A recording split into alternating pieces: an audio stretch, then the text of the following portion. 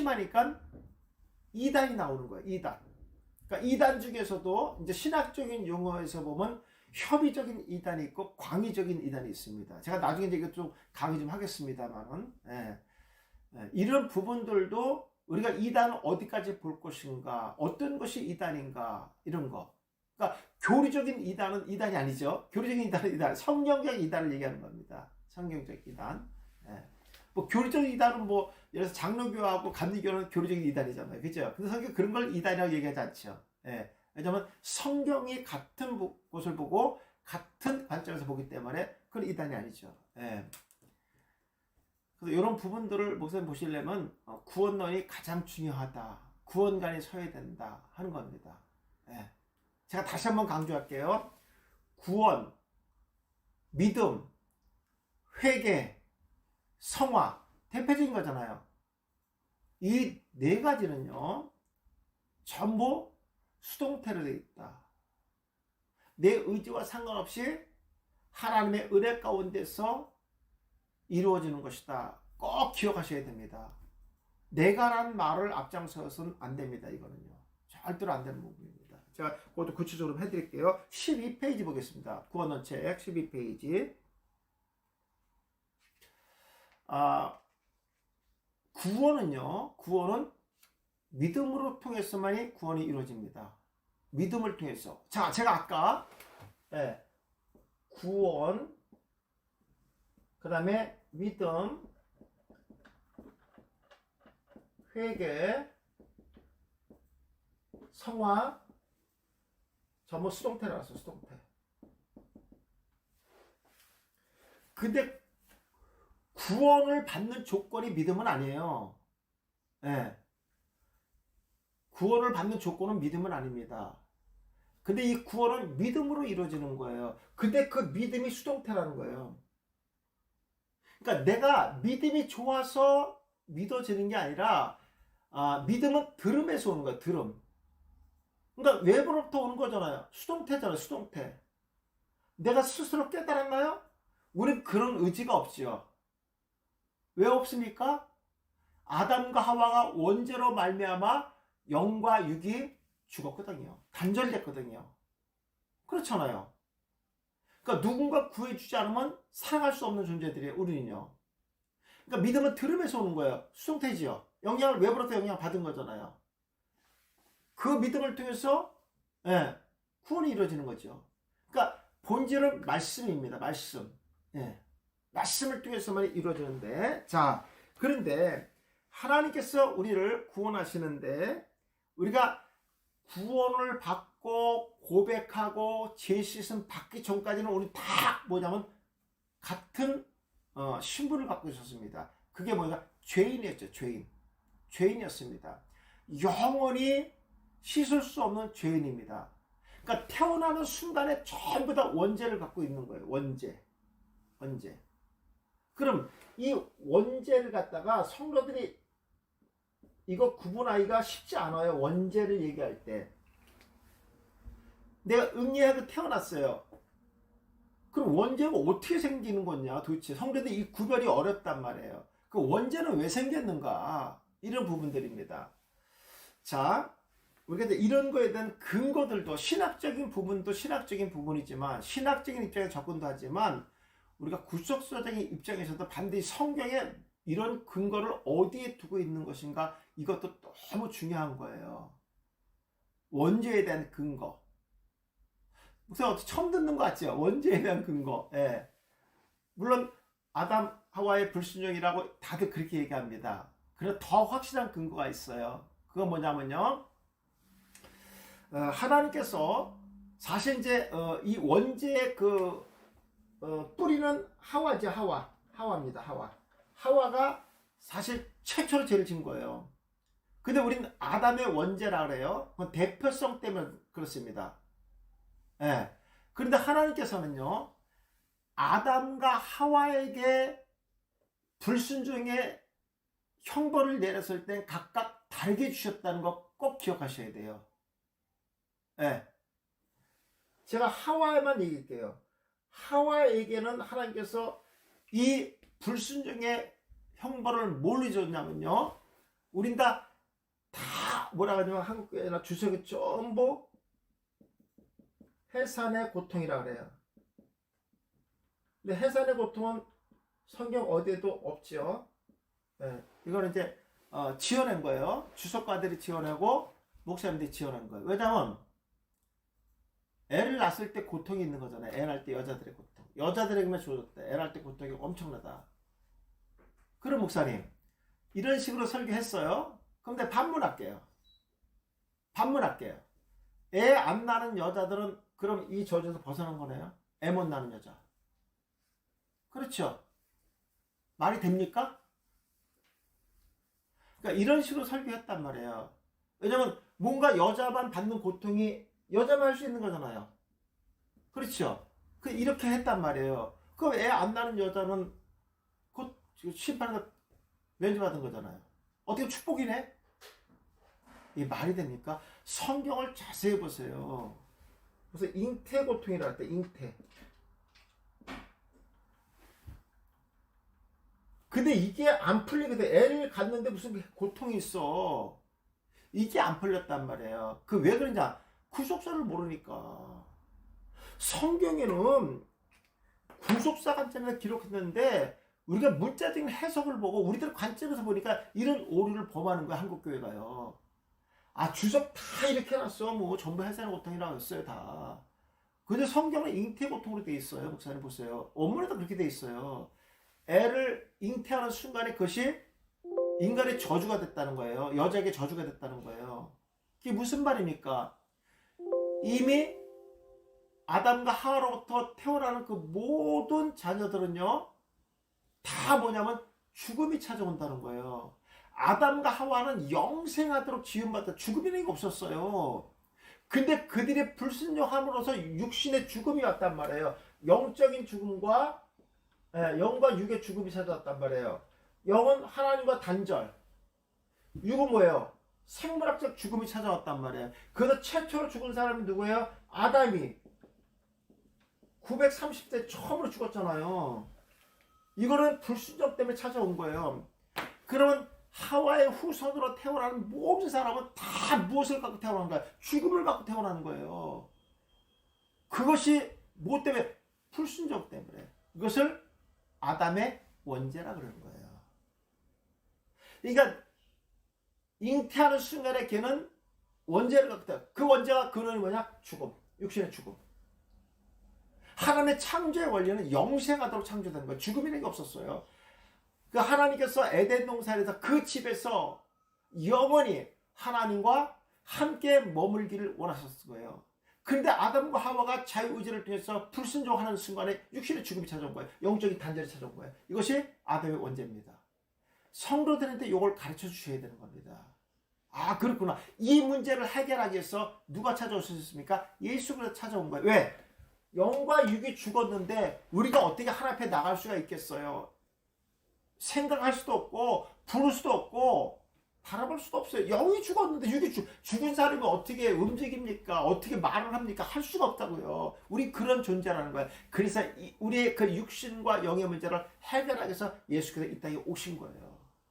그리고 우리 모든 고통과 저주를 예수님이 담당하시고 우리 거룩한 백성으로 거룩한 땅으로 회복시켜 주셨다는 겁니다.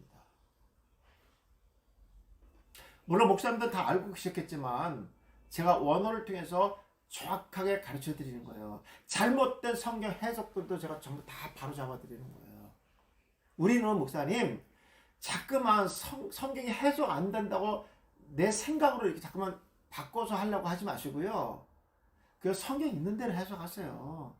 잉태 고통 제가 이렇게 했으니까 그렇지 애를 뵈는데 무슨 고통이 어딨어요. 기쁨 즐거움이죠. 애 낳을 때만 고통이죠. 이 고통이라는 말을 하려니까 잉태 고통을 해산의 고통으로 했어요. 물론 이렇게 얘기하면 할 말 없어요. 제가요. 히브리인들은요 시작과 끝을 하나로 보는 건 맞습니다. 그러니까 잉태는 뭐와 연결되냐면요 해산과 연결되어 있습니다. 맞아요. 그거는요. 이렇게 얘기하고 이렇게 하면 내가 좀 넘어가겠어요. 네. 근데 그것도 아니잖아요. 그러니까 히브리들의 사고만 아시면요 요건 또 가능한데, 근데 이 해산의 고통은 말 그대로 애를 낳았을 때 고통받는 거, 그럼 뭐 여자들이 다 무통 주워 맞고 막 이래갖고 이렇게 자연분만하지 않는 거, 그럼 그건 또 아니겠네요. 그러니까 이런 식으로 자꾸 성경을 들여다보면 안 된다는 거예요. 성경에서 말하는 의도가 뭔지를 정확하게 아셔야 됩니다. 목사님, 제가 지금 강의한 것 구원에서 아주 중요한 얘기를 한 거예요, 목사님. 이거는 목사님들이 정말 이게 막 부분적으로만 들으시면 안 돼요. 지금 제가 했던 이 강의를 정확하게 알고 계셔야 돼요. 원죄의 개념 같은 것들을. 예. 정확하게 아셔야 됩니다. 그러니까 성도들이 봤을 때 죄를 최초로 누가 졌냐면 하와가 졌는데 왜 하와의 원죄라고 안 그러고 아담의 원죄라 그러냐. 대표성 때문에 그렇다. 예, 요것들도 이건 좀 알고 계실 거예요. 이런 관점들을 가지고 계셔야 되고요. 잉태의 고통이 어떤 의미를 갖고 있는가. 해산의 고통이라고 하면 안 돼요, 목사. 이제는 이런 말 쓰면 안 되는 거예요. 성경 어디에도 없어요, 이런 얘기는요. 예, 이런 안 되시고요. 꼭 잉태의 고통이라고 하고 잉태의 개념이 이런 의미를 갖고 있다. 자, 그래서 다시 제가 원자부터 보면요. 우리는 예수 그리스도를 통해서 십자가의 보혈로 죄 씻음 받기 전은 전부 다 원죄를 갖고 있는 죄인이었단 말이에요. 근데 믿음을 통하여 구원을 받은 백성들에게는요. 하나님의 그 백성들에 한해서만, 그들에 한해서만, 하나님의 이미 십자가의 보혈의 효력을 받은 사람에 한해서만 그들의 죄를 관가하시겠다, 이렇게 말합니다. 이게 관가를 보시면요. 헬라어로요. 파레시스라는 단어가 썼는데 벌을 내리지 않고 그냥 내버려 둔다는 거예요. 너그럽게 보아준다는 거예요. 그러니까 뭐냐면 그들의 죄를 대수롭지 않게 보겠다는 거예요. 그전에는 대수롭게 봤지만 예수 그리스도의 십자가의 보혈로 씻음 받은 사람의 죄는 대수롭지 않게 여기겠다, 그런 뜻입니다. 그리고 두 번째 하는 게 기억조차 하지 않겠다는 거예요. 이미 우린 다 죄인이에요. 아담의 원죄를 갖고 있어요. 근데 그것조차도 하나님은 기억하지 않겠다. 또 더 나가서 도말하겠다. 도말. 그 말은 뭐냐면요. 소위 말해서 이 죄라는 책에 있었던 우리의 이름도 전부 찢어버리겠다. 삭제해버리겠다. 흔적을 남기지 않겠다. 그랬어요. 뭐만 보고요? 보혈의 그 피의 공로만 보고 우리를 그렇게 여겨주신다, 이런 뜻이에요. 이걸 우리가 믿는 거예요. 이걸 믿는 거예요. 이런 자가 구원받은 백성이다, 이 얘기입니다. 예. 그러니까 성도들이 이런 구원의 원리를 인식하고 있어야 돼요. 그럼 입으로 반드시 시인해야 됩니다. 이것이 정립된 거예요. 구원이 뭐냐 그랬을 때요, 아무 말 못하는 사람은요, 그 구원받은 게 아니에요. 확신이 없는 거예요, 그는요. 확신이 없는데 어떻게 장차 오실 예수 그리스도를 기다리겠습니까? 초림으로 오신 예수 그리스도의 사역에 대한 확신이 없는데 재림 예수를 어떻게 기다리겠습니까? 그럼 이 책임은 누구한테 있냐? 한국교회 목사님들에게 다 있다는 것을 기억하셔야 되는 겁니다. 네, 맞습니다. 그러니까 이런 관점에서 성경을 들여다봐야지만 구속사가 나온다. 네. 자, 그 다음에 이제 히브리에서는요, 이게 이제 헬라어에서 관가하신다, 기억도 안 하고 도말한다는 말이 아바르란 말이에요. 아바르. 건너갔다, 사라지다, 이런 뜻이잖아요. 이 아바르라는 단어가 내가 굉장히 중요한, 구원과 연결됐다고 제가 말씀드렸잖아요. 항상 아바르. 이런 단어들은 되게 중요한 거예요, 목사님. 이거. 예. 이런 것들은. 물을 건넜다는 것은, 예, 세상과 이별하고 하나님의 공동체 안에 들어왔다, 이런 의미를 갖고 있어요. 그냥 어쩔 수 없어. 히브리인들은 이걸 다 알아, 이 말이 무슨 말인지. 근데 우리가 그들의 언어도 배우기 어려운데 이름까지 인식하기까지는 정말 어렵잖아요.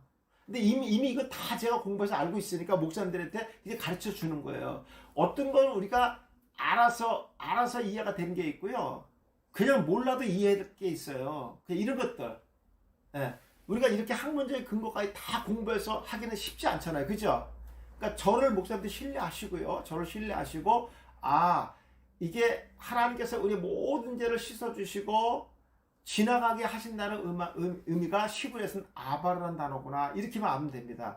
물론 목사님들 이것도 듣고 나서 내일 까먹어도 돼요. 왜? 뭐 시험 안 볼 건데 뭐 시험 볼 것 같으면 이거 집에 복습되고 쓰기도 다 외워야 되는 거예요. 그래도 졸업하고 졸업해 목사가 되니까. 근데 여기 그게 없으니까 한 번만 듣는 것만 해도 괜찮습니다, 목사님. 또 잊어버리면 어때? 다음에 또 나오면 또 공부하면 되는 거지. 예.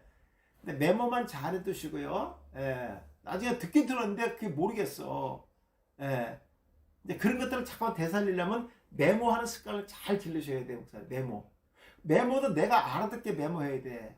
그냥 아무 개념 없이 막 써놓으면요, 나중에 어디다 써놨는지도 모르고, 이거 왜 썼는지도 모를 때가 있어요. 그러면 또 안 되잖아요. 그러니까 지금 바쁘니까 써놓고 공부 끝난 다음에 정리 잘 해놓으시면 돼요. 예. 그리고 이걸 바로 또 설교에 접목시키면 잊어버리지 않겠죠. 예, 그렇게 하시면 되겠습니다. 넘겨보세요. 자,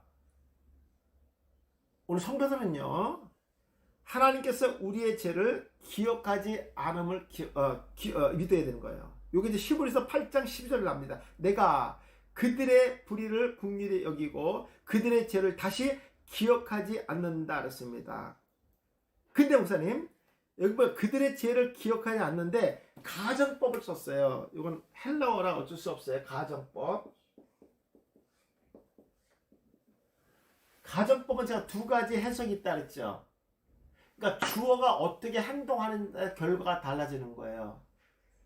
그러니까 하나님이 이미 보혈의 공로로 효력을 받은 사람의 죄는 기억하지 않지만 반면에 뭐 있냐면 기억하는 사람도 있다는 거예요.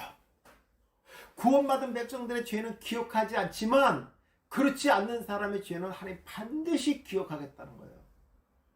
그렇게 됐어요. 원문에서는요. 예. 그러니까 우리의 죄는 기억하지 않아요.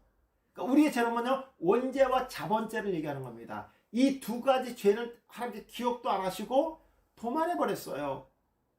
너그럽게 보신다는 거예요. 근데 그렇지 않는 사람들에게는요, 반드시 기억하겠다는 거예요. 왜 기억합니까? 그렇지요. 저들이 어디에 서야 되니까 백보자 심판대에 서야 되기 때문에 반드시 기억한다는 거예요. 무섭지 않아 이거요?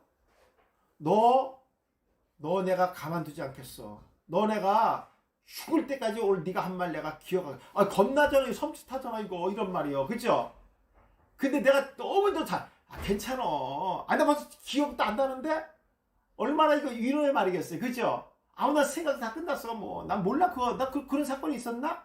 이렇게 여겨준다는 거예요. 이거 은혜 아니겠어요? 은혜 아니겠어요? 죄는 누가 졌는데? 내가 졌는데. 내가 하나님께 졌는데. 근데 그 하나님이 내 죄를 기억도 안 해주겠다는 거예요. 근데 저 친구는 기억하겠다는 거예요. 얼마나 이게 무서운 얘기입니까? 우리 입장에서 얼마나 기쁘고 감사한 얘기겠습니까? 예. 아주 중요합니다, 목사님. 이거는요, 꼭 기억하시고, 문법이 가정법이고요. 이게 과거형으로 되어 있어요, 과거형. 그게 뭡니까? 하나님이 반드시 기억하지 않기로 작정했다는 거예요, 구원받은 백성들에겐. 반면에, 구원받지 못한 백성들, 말씀을 거부하고 인정하지 않는 반드시 기억하기로 작정되어 있다. 와, 하나님이 결심까지 했다는 거, 그런 자들에게는요. 무서운 얘기잖아요. 우리가 그런 불의에 있지 않는 것을 감사하기를 바라겠습니다. 예. 목사님, 제가 광고 하나만 할게요. 좀 길게 할게요. 조금만. 지금 택배가 있죠. 택배가 대란이 일어났어요. 목사님 아시죠? 지금 이 코로나 때문에 온라인 이 판매들이 엄청 늘어가지고요. 지금 옥션인가 거기는요, 물건 하나밖에 안 팔아요. 하나 신청을 또 하나 하려면 차단돼 버립니다. 그 정도로 지금 막 그 택배 기사들이 과로로 쓰러지고 막 이러잖아요. 너무 포화 상태가 돼갖고. 그리고 이것도 그냥 엄청 올려놨어요. 그리고 또 뭐가 문제냐면 택배 보낼 때 박스 있죠, 박스. 이 박스 원재재가 우리나라 동이 나버렸어요. 그리고 또 그 원재재 만드는데 불이 나버렸어요. 난리들이 났습니다, 지금 뭐. 그러니까 목사님들은 이거 알았으니까 저희는 이제 이게 좀 사놓은 게 있었어요. 근데 이제 목사님이 책을 보내야 되는데 박스가 없는 거야. 근데 어저께 제가 진짜 이렇게 막 여러 뒤다가 한 업체에서 이게 딱 하나가 뜬 거예요. 그것도 빨리 해야 돼. 그래서 먼저 사그러져 버려요. 그래서 오늘 옵니다. 그래서 목사님들 제가 부탁드리는 건 뭐냐면 아카데미 하시는 분들 요번에 책이 뭐냐면 나움수하고 말라기예요. 나움수 말라기. 있는 분들은 괜찮습니다. 그리고 제가 엘리야의 기적과 엘리사의 기적 8편 16개를 갖다가 바인더가 나왔어요. 요건 제가 언제 했냐면요, 2월 25일 날 할 거예요. 2월 25일 목요일 날 할 거예요. 그러니까 한 번 더 설날 끝나고 우리 강의하고 그 다음 주에 목요일 날 할 거예요. 왜 그러냐면은 목사님 택배 때문에 지난 다음에 신청하셔도 택배가 갈 수 있게끔 그렇게 했겠습니다. 왜냐면 월요일 날 하니까 목사님 갈 시간이 없어요. 이게 안 맞아요. 그래서 지금 제가 이제 부탁드린 게 뭐냐면 오늘 해주셔야지만 목사님 거 15일 날 아카데미 공부를 할 수 있어요. 오늘 정도 해주셔야 돼요. 최소한 늦어도 내일까지 해주셔야 돼요. 그래서 신청하실 때 목사님 신청하실 때 나홈하고 말라기하고 그 다음에 엘리야와 엘리사 같이 신청해 주시면 제가 한 박스에 들어가겠습니다. 예. 저희가 지금 그 대란이 일어나고 택배사로 옮겼는데 금액이 엄청 올라가 버렸어요 지금요. 예. 다시 이제 2월 말쯤 28일부터 다시 회복시켜 준다고 하는데 아무튼 목사님 좀 한 번에 갈 수 있게 좀 해주시고요. 택배가 너무 많습니다. 우리 지방까지 해서. 그래서 오늘 중으로 목사님 신청해 주시고 만약에 나움수하고 말락이 있으신 분들은 제가 엘리사와 엘리야 그거만 신청해 주시면요. 그거는 제가 15일 이후에 붙여드리겠습니다. 그동안 신청하신 분들은 오늘 갈 거예요. 오늘 택배가 갈 거예요. 오늘이요. 예. 그러니까 혹시 목사님들 중에서 나움수하고 말라기만 신청하신 분들은 거기다 엘리야 엘리사까지 같이 해주세요. 문자로 그때 목사님 보내주시면 제가 그렇게 해서 보내드리도록 하겠습니다. 이해하셨죠? 예. 나움수하고 말라기 있는 분들은 엘리야와 엘리사만 신청해 주시고 오늘이요. 그럼 박스가 오는 대로 제가 해서 하여튼 25일 전에 목사님 받아볼 수 있도록 그렇게 해드리고요. 다음 주 추석이 껴서 그래요. 설날이 껴서 그래요. 그러니까 모두 감안해 주시고요. 그렇게 좀 신청해 주셨으면 고맙겠습니다. 2월 25일 날 특강합니다. 목요일 날 10시부터 해갖고 엘리야와 엘리사. 이거는 정말 목사님들 저한테 몇 번 들으셨겠지만 이거는 원어를 모르지 않으면 절대로 해석할 수가 없고요. 특히 엘리사의 기적과 8개와 엘리야의 기도 8개와 엘리사의 기적 16개가 이런 자료들이 없어요. 우리나라에 책도 없고요. 거의 없습니다. 거의 없는 게 아예 없어요. 그냥요. 네. 근데 있더라도 설교를 보면은 원어를 모르면 이 부분은 절대로 해석할 수 없고 그래서 이런 책들이 못 쓴 거예요. 정말 구속사 대단하게 진도에 갈 만큼 제가 풀어놨습니다. 그래서 그때 강의하는 걸로 하고요. 제가 순차적으로 좀 보내드리도록 하겠습니다. 그 전에 신청하신 분들 못 받으신 분들 그것 때문에 그래요. 택배 대란 때문에 그래가지고 제가 이제 오늘 이제 가지러 올 겁니다. 택배차가 와갖고 오늘 전부 실어 갈 건데 아무튼 목사님 그 점심시간이 좋고요. 아니면 이제 끝나고라도 바로 목사님 해주셔야 됩니다. 택배가 바로 올 거니까 그렇게 해서 갈 수 있도록 아니면 이제 내일까지 보낼 테니까 꼭 좀 부탁을 좀 드리겠습니다. 네. 자, 원어 의미책 한번 꺼내보세요. 원어 의미책. 또 공부하다 말고 또 주문하고 그러지 마시고요. 그냥 이따 점심시간에 하세요.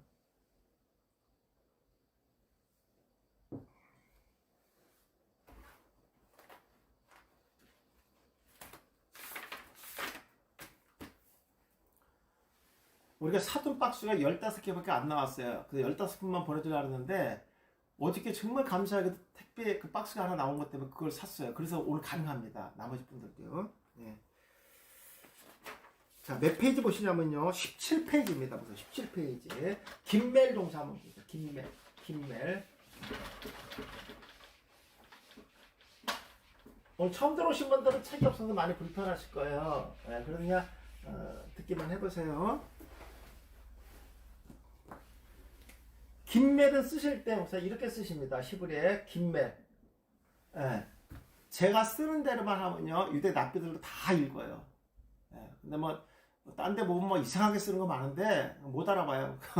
저는 그냥 어떻게든 히브리에서 벗어나지 않고 그렇게 씁니다.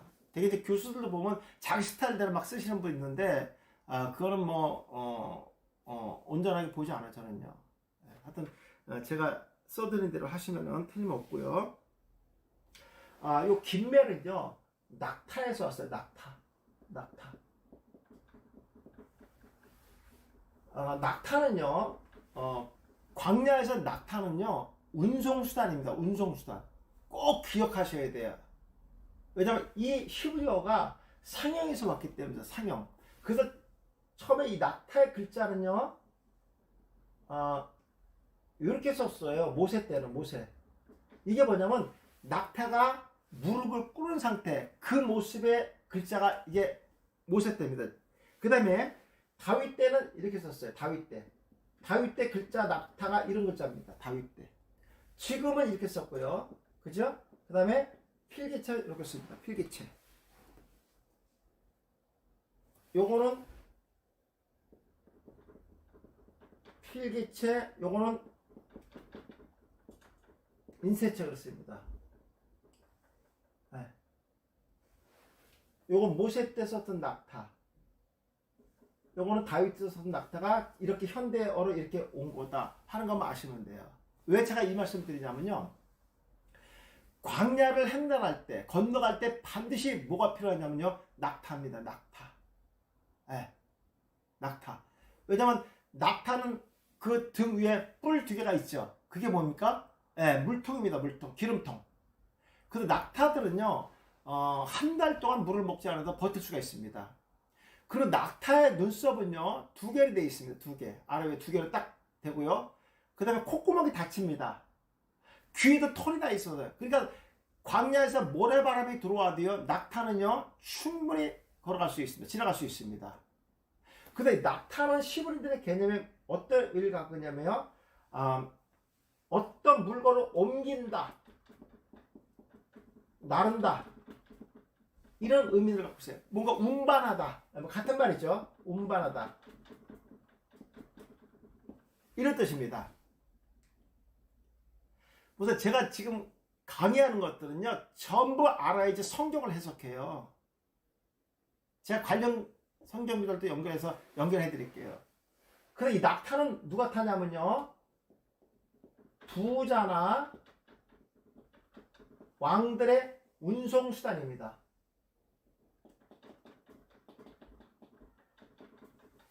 비싸겠죠? 예. 저도 이번에 성주순례 갈 때 낙타 가죽백을 하나 샀습니다. 25,000원 줬나 그때? 예. 낙타 가죽 가방 하나 샀습니다. 이스라엘 가서요. 부자와 왕들이 타는 운송수단입니다. 반드시 낙타를 이용해서 운반해야 됩니다. 자, 그런데 목사님, 이 낙타와 말은요, 원산지가 어디냐면 애굽입니다. 애굽이에요. 그러니까 이스라엘 입장에서는 수입동물이죠. 수입동물입니다. 꼭 기억하세요, 목사님. 제가 이를 강의하는 것들은요, 낙타와 말은 애굽에 수입되어 온 것이다. 애굽에서. 그럼 이스라엘의 토종 동물이 뭐냐? 17페이지. 여기 그래요. 제가 못 봤어요. 그래서 이스라엘 백성들이 토종 동물이 뭡니까? 낙입니다. 낙이. 요거는 이스라엘 토종 동물이에요. 토종. 특징이 하나 있어요, 목사님.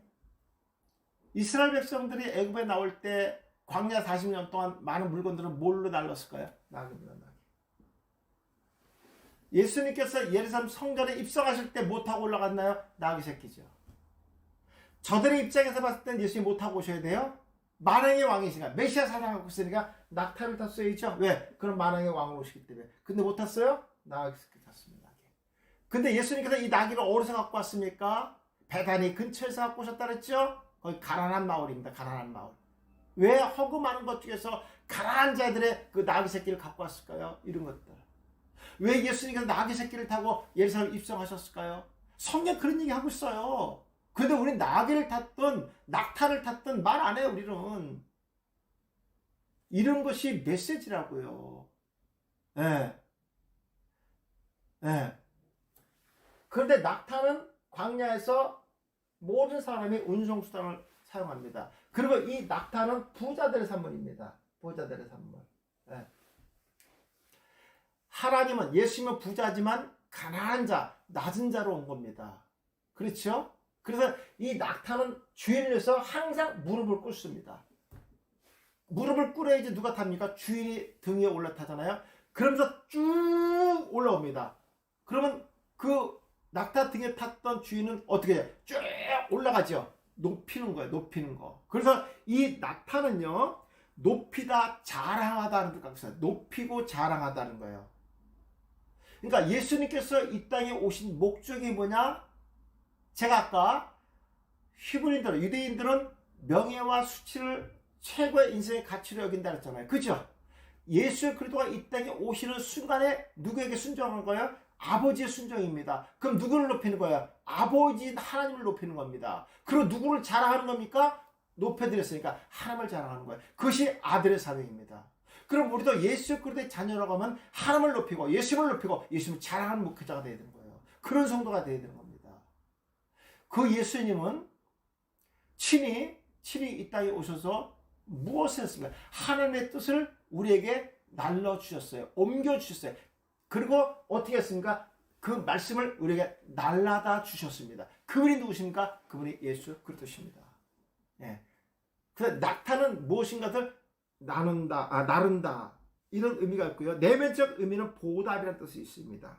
거기 어근적 의미는 생존, 운송수단, 선행, 기도, 해방이라고 되어 있잖아요.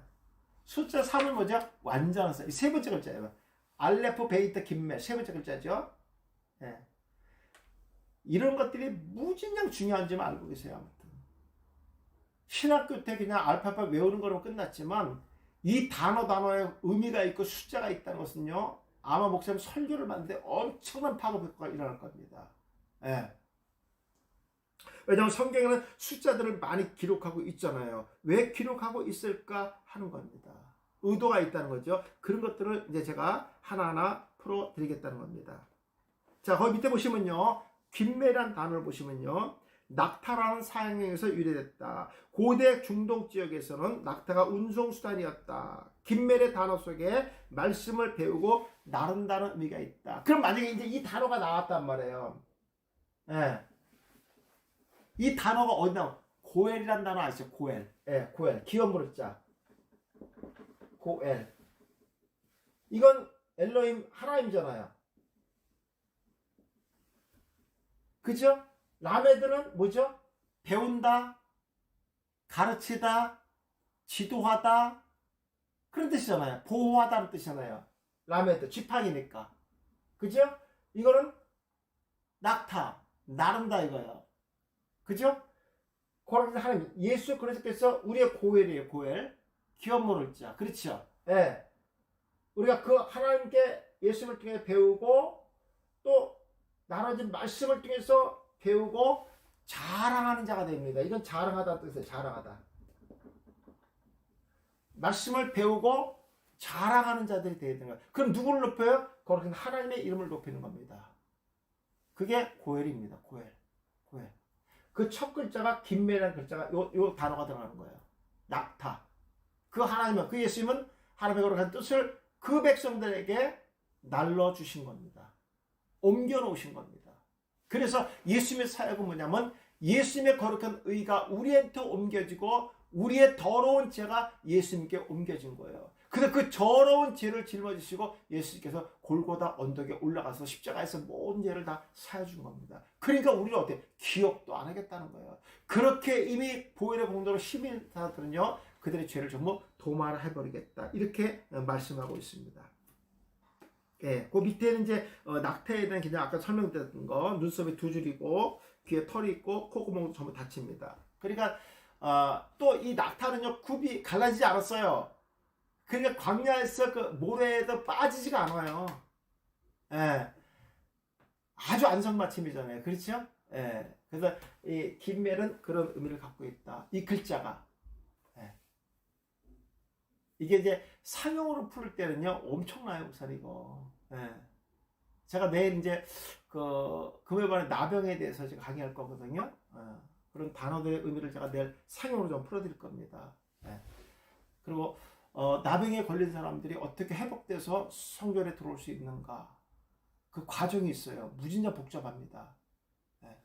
그런 것들을 반드시 겪어야 돼요. 근데 또 하나 특징이 있어요, 목사님. 아까도 말씀드렸지만, 회당에는 나병이 들어와요. 어떻게 들어올 수 있었을까? 부정한데. 가능한가? 회당은 가능합니다. 성전은 안 됩니다. 그 기준이 뭡니까? 예수 그리스도가 이 땅에 오심으로 말미암아 그런 자들이 회당에 들어올 수가 있었어요. 이거 제가 내일 깊숙이 좀 풀어드립니다. 네. 여기서 이제 언어가 들어가야지만 이제 징하게 정말 우리가 알고 싶어하는 그런 근거들이 쫙 펼쳐집니다. 그냥 단순하게 나병이 아니라 이런 과정들이 구속사랑 연결되어 있다는 거예요. 네. 나병은요, 예수 그리스도를 통하지 않고는 그냥 사형 선고하고 똑같습니다. 보세요, 사람이 꼭 목숨만 끊어져서 사형 선고가 아니에요. 격리되는 거, 격리되는 거. 지금 우리 코로나 걸리면 격리되잖아요. 이게 사람 사는 겁니까? 자유대한민국에서 그거보다 더 혹독한 격리를 당합니다. 네. 그러니까 그런 곳에서 회복돼서 다시 성전에 들어오지 않는 것은 죽은 것과 같은 거예요, 유대인들은요. 그러니까 그들의 평생 소원은 뭐냐면 성전에 한번 들어가는 거예요. 근데 왜? 뭐 부정하기 때문에. 그 부정을 씻는 분이 누굽니까? 예수 그리스도세요. 네. 그러니까 이런 것이 이제 구속도랑 전부 연결되어 있다. 이렇게 보시면 되겠습니다. 네. 그래서 이제 우리가 많이 알고 있는 고엘의 대표적인 사람이 룻기서에 보면 누가? 보아스죠, 보아스. 보아스가 고엘이죠. 네. 룻의 고엘입니다. 기업 물을 자. 네. 그러니까 이 고엘은요, 고엘은 반드시 친족의 대를 이어주고 한을 풀어주고 잃었던 땅들을 다 회복시켜주는 것이 고엘 사상입니다. 고엘은 반드시 그 책임을 다해야 됩니다. 만약에 고엘이 이 가까운 친족 고엘이 이것을 묻지 않으면요, 수치를 당하는 거예요. 살아갈 수가 없어요, 목사님. 이거는요. 왜냐하면 그들은 공동체 삶이기 때문에 공동체를 벗어나면요, 생명을 보존받을 수가 없어요, 목사님. 그러니까 제가 늘 말씀드리지만 유대인들의 사상은 뭐냐면요, 삶도 어느 공동체 가운데 살아갈 수 있느냐, 살아가고 있느냐, 이것도 중요하고요. 유대인들의 이 랍비들의 그 사상은요, 선생이 누구냐에 따라서요, 그 사람이 사회에서 자기들 위치에서 자기 이름이 높아지는 겁니다. 비록 내가 지식이 짧고 또 가진 것이 없어도요, 그 스승이 누구냐에 따라서요, 가치가 올라가는 겁니다. 아주 중요한 겁니다. 그러니까 항상 선생이 누구냐는 걸 묻는 거예요. 예. 저도 강시원 박사님이 제가 이제 이 공부에서 1년 동안 제가 검증받을 때 도대체 이걸 누구한테 배웠냐고 물어보는 거예요. 그게 참 난감하잖아요. 그러니까 이것이 너무 자연스러운 거예요. 예. 유대인들의 사고들은요, 이런 공부하신 분들은요, 그 스승이 누구냐, 뿌리가 뭐냐, 이것이 가장 중요한 거예요. 예. 다음부터 내가 뿌리가 누구냐면 성령이고 예수님이라고 해야 되겠다, 진짜 맞아요. 없으니까 없다는 것 좀 이상하네, 진짜. 선생이 없이 어떻게 학생이 공부를 배우겠어요, 그죠? 예. 하여튼 이 뿌리가 가장 중요한 거다, 유대인 사상에는요. 그래서 이것도 이제 의미를 갖고 있다 하는 것만 기억하시면 되겠어요. 고엘의 의미도 있다. 자, 넘겨보세요, 책을요. 뭐 이것도 끝나면 되겠네요. 예, 이런 것만 읽어보시면 되고요. 자, 말씀 한번 정리할게요. 우리가 시브리의 22자에는요, 각각의 구속사적인 의미가 다 담겨져 있다. 그리고 각각의 그 단어 속에는 숫자가 있다는 거 꼭 기억하셔야 되는 겁니다. 그러니까 이게 세 번째잖아요. 삼위일체 하나님을 나타내고 완전수잖아요. 완전하신 하나님. 하나님의 그 뜻과 의도를 그 백성들에게 온전히 나르다 주신 분이 누구시냐? 예수 그리스도시다. 그분이 우리의 뭐야? 고엘이라는 뜻입니다. 예. 그분은 부자였지만 가난한 자같이 이 땅에서 낙타가 무릎을 꿇듯이 그 백성, 그 하나님을 높이기 위해서, 하나님을 자랑하기 위해서 무릎을 꿇는 분이 누구냐? 예수 그리스도시다. 그리고 죽기까지 그 백성을 위해서 낮아지셨다. 그분이 누구냐? 예수 그리스도시다. 부자인 하나님이시 가난한 자로 오신 분이다. 그리고 가난한 우리를 부자로 만들어주신 분이 누구냐? 예수 그리스도시라는 거예요. 말씀의 중심은 전부 예수님이십니다. 그러니까 히브리어 단어 속에도 전부 이게 나와요. 그런데 목사님 이 정도로 되면 이제 궁금한 게 한 게 있을 거예요. 그럼 유대인들이 히브리어를 공부하고 경전을 전부 히브리어를 보는데 어떻게 그 단어 속에 예수 그리스도가 나오는데 어떻게 그들이 지금 예수를 인정하지 않는가 되게 궁금하실 거예요. 미안합니다. 궁금하지도 않은데 제가 한 것 같아서. 궁금하시잖아요. 그들의 시부의 경전을 보는데 이런 단어 속에 이미 구속사 예수가 다 들어있는데 우리가 봐도 근데 어떻게 그들이 예수를 모를 수가 있는가 이거예요. 이유는 딱 하나죠. 맞습니다. 하나님께서 이방인들의 구원을 위해서 그들의 눈을 뭘로? 율법으로 이미 가려놓으시는 거예요. 네. 이방인들의 구원을 위해서. 그래서 우리가 지금 이 복음을 받은 겁니다. 그런데 어떻습니까? 유대인들 가운데서도 기독교 유대인들 개종하는 자들이 있잖아요. 그렇죠? 이미 이제 그들이 가렸던 율법의 눈을, 율법으로 가렸던 그들의 눈을 서서히 하나님께 거둬가시는 거예요. 그때가 언제입니까? 마지막 때가 왔다는 것만 기억하시면 됩니다. 네.